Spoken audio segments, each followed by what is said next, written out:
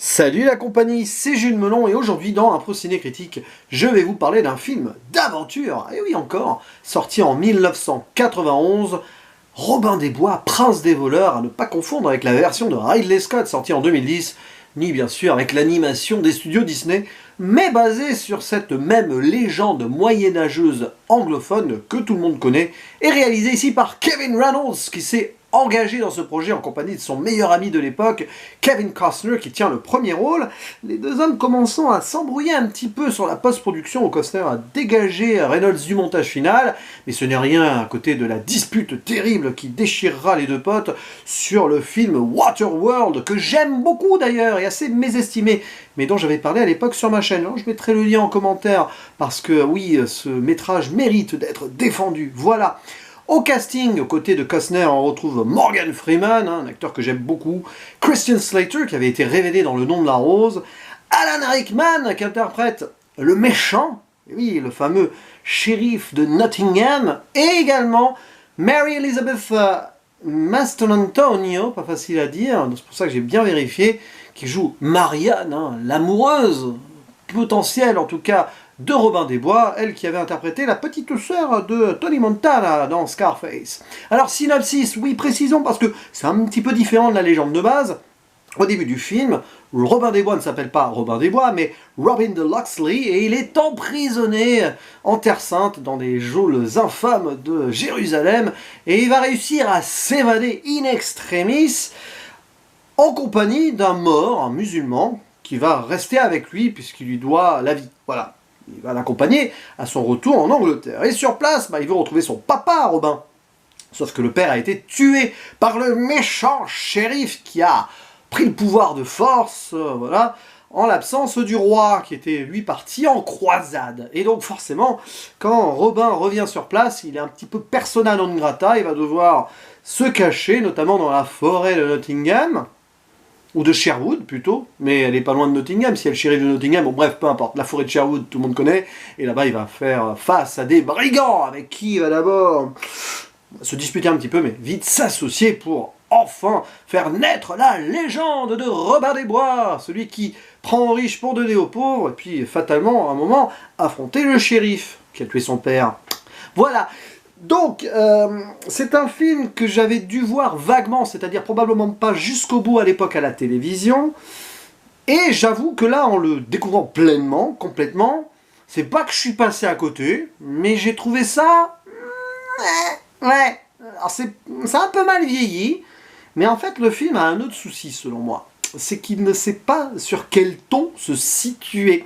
Là où on aurait pu avoir un vrai film intense, épique, sérieux, certes, voilà, mais bon, on se retrouve parfois avec de l'humour pas super top. Voilà, alors je l'ai vu en version longue, je précise, qui est sorti en DVD dans les années 2000, mais bon, voilà. C'est peut-être le montage de Kevin Reynolds d'ailleurs, ce que Kevin Costner avait coupé, peut-être, je crois, il me semble, bon, peu importe. Et bon, l'humour, mais surtout, le problème c'est le méchant.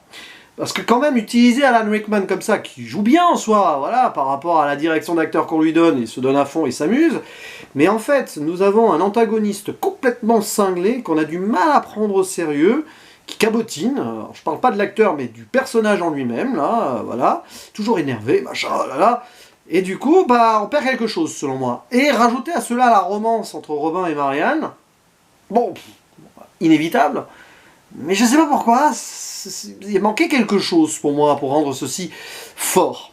Mais quand même, c'est pas un film où tout est à jeter, loin de là. Il y a des moments, même où l'humour fonctionne en soi, quand les brigands et Robin des Bois se rencontrent par exemple sur cette rivière.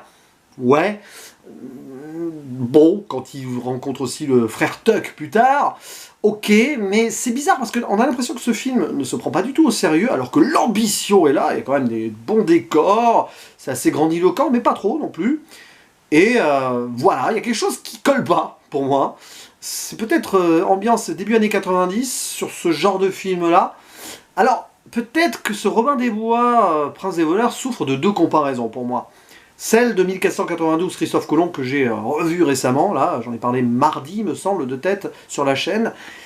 Voilà, autre genre de film d'aventure, plus historique, hein, 1492 quand même, là c'est une légende, donc peut-être aussi pour ça qu'on a ce côté cartoonesque. Est-ce que Kevin Reynolds et Kevin Costner étaient fans de la version animée de base et qu'ils ont voulu rendre plus ou moins hommage à tout ça?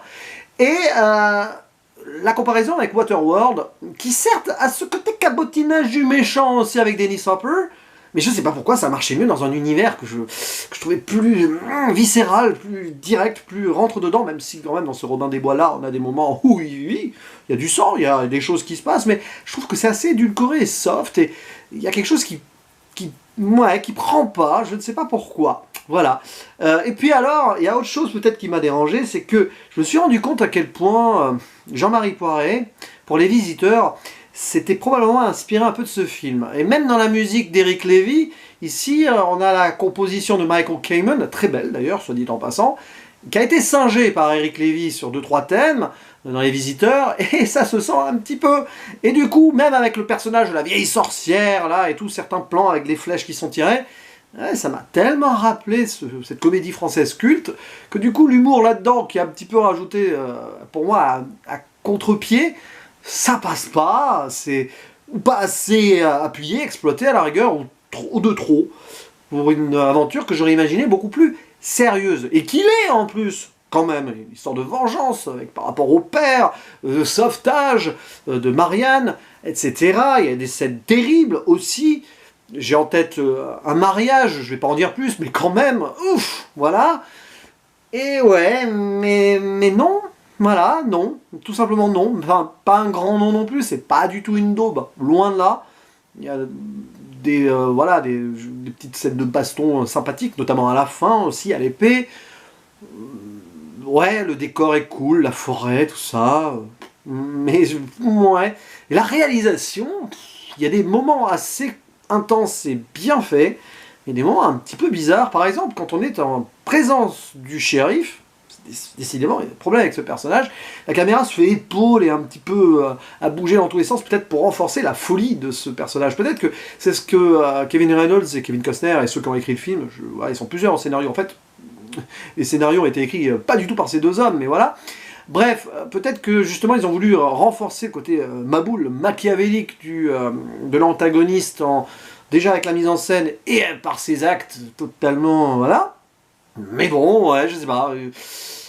Petite référence au Monty Python peut-être aussi, je sais pas, j'essaie de trouver des raisons, mais bon voilà, vous l'avez compris, il m'a un petit peu résisté, peut-être que je le vois vraiment en entier trop tard aussi, voilà, hein, près de 30 ans, hein, ce film fêtera ses 30 ans dans quelques mois quand même, puisqu'il est sorti en juin aux États-Unis 1991, ouais, mais bon, sinon Kevin Costner n'est pas génial non plus, je l'ai préféré dans Waterworld, Morgan Freeman très bon par contre, la classe toujours, et puis son arc narratif avec son personnage est plutôt passionnant, avec l'histoire de l'assimilation de différentes cultures, de gens qui sont différents mais qui finissent quand même par faire les choses ensemble, voilà, par honneur et par respect. Et bon, Christian Slater-Boff et Alan Rickman, voilà, quoi, il fait ce qu'on lui donne, et il le fait bien, mais le problème c'est ce qu'on lui donne qui est pas forcément au top, voilà. C'est tout. Donc du coup là, je suis embêté, hein. Je pense que j'hésite entre 5 et 6 sur 10, c'est très très violent hein, comme note quand même, mais ouais, des fois ça passe ou ça casse. Là ça casse un petit peu, j'ai pas passé un mauvais moment, c'est assez divertissant, mais voilà, et puis la musique est bien, et puis bon, il y a voilà, le générique avec la chanson de Bryan Adams quand même, ça rappelle des souvenirs.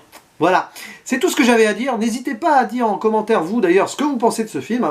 Balancez-moi des tomates si vous l'avez apprécié. Hein, voilà, chacun son avis après tout. Ce n'est que mon voilà, ressenti personnel. Je vous dis à la prochaine. Ciao.